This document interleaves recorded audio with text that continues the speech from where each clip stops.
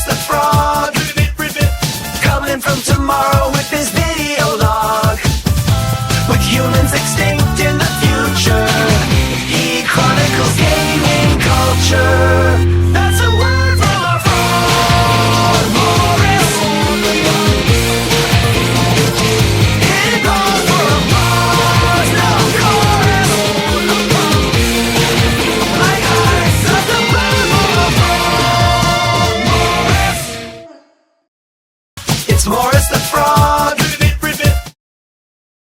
Hello, my name is Morris, and this is my 60-second review of Oddworld, Abe's Oddysee by Oddworld Inhabitants in 1997. In it, you get to play as Abe, imprisoned with the rest of his race by the greedy gluttons, and forced to work for their big corporations so they can profit from their blood, sweat and tears. Which, come to think of it, sounds a bit like real life. The game features puzzle-solving elements and some seriously good-looking platforming action, and it's a massive upgrade on the platformers of the previous generation.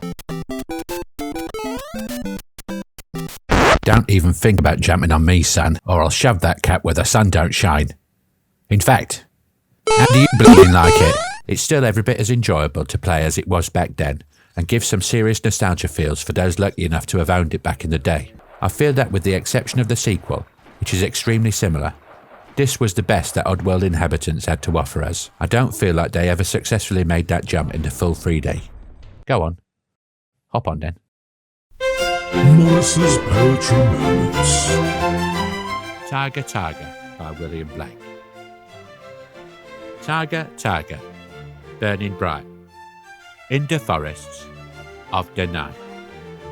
What immortal hand or eye could frame thy fearful symmetry? Bleeding symmetry. Symmetry?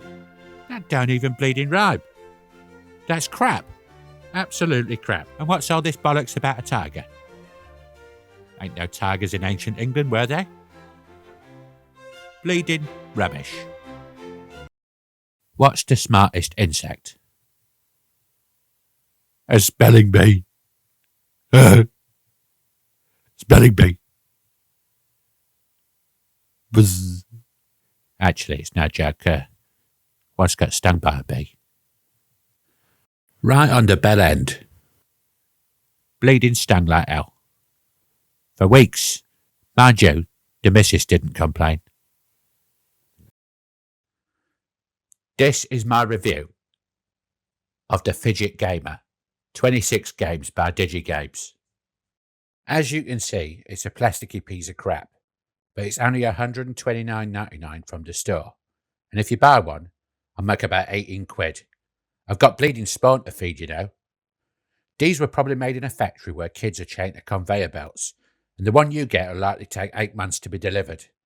If you do get a note in the package that says help us, it's just a little scamps having a bit of fun.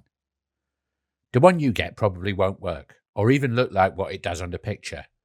But by that point, they've already got your card details, so it won't matter. So who wants one?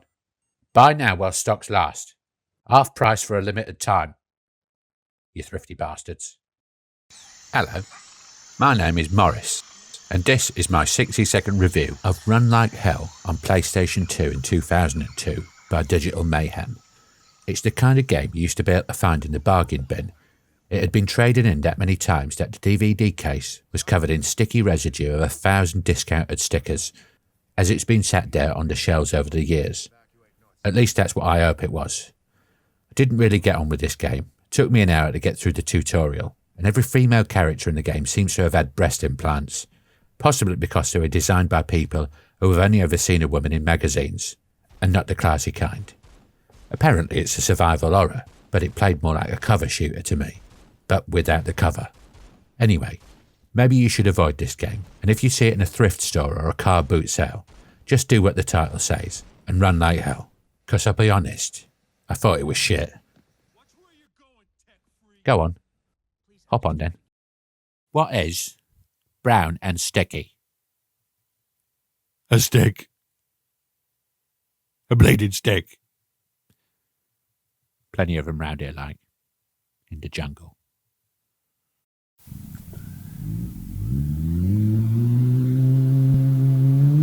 I bet you didn't know I was a motorbiker. There's everything I love about this. The open road, the wind in your hair, and of course, all them free bleeding flies. Do you want to see some more impressions, guys? Just because they were that good. I've been working on a few others. So, this is Nicolas Cage. Hello, my name's Nicolas Cage. Did you like that? Impressive, wasn't it? Next, I'm going to do Christopher Walken. Hello, my name is Christopher Walken. See, I'd even got his cadence down and everything. Next up, I'm going to do Donald Trump.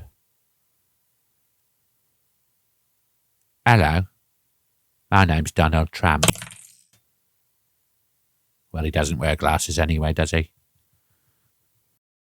Hello, my name is Morris, and this is my 60-second review of Arachnophobia for PC by Blue Sky Software in 1991. It's a cash-in on a popular movie of the same name, where instead of playing the main character, you played Delbert McClintock, played by John Goodman in the film. This was 30 years before he melted, though. In the game, the character seems instead to be played by angry video game nerd. It's a decent concept. Drive around town, exterminate spiders. Each time you kill a nest, somehow Delbert will know roughly what direction the queen is, like a GPS of some kind. You narrow it down, kill the queen, then move on to the next town. This will repeat until for some reason the President of the USA will ask you, an exterminator, to travel to the Amazon and do mortal combat with the main queen, if there is such a thing in the spider world.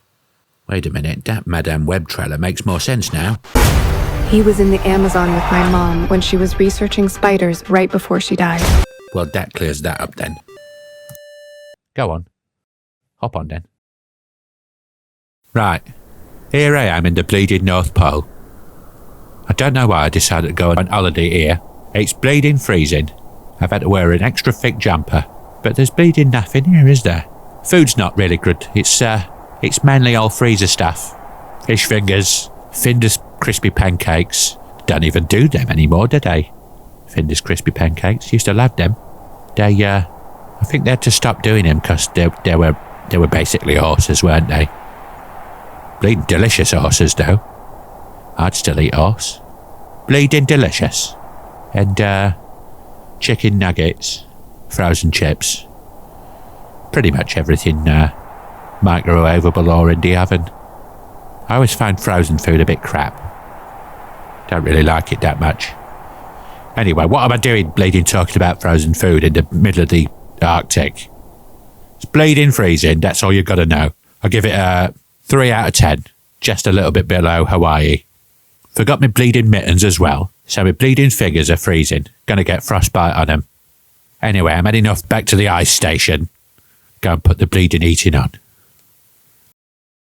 Man's walking down the street, and he slips in a big turd. He falls on the floor, and another man across from him says, "I've just done that." He says, "You dirty bastard."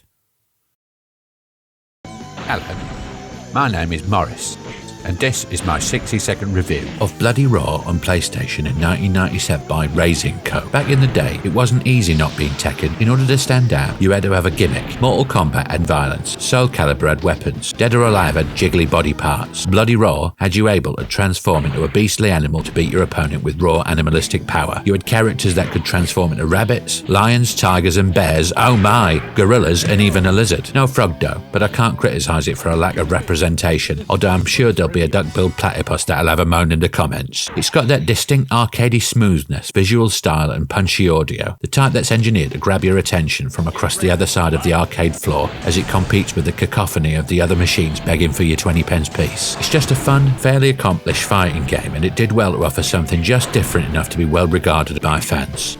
You were only supposed to blow the bloody raws off. Go on. Hop on then.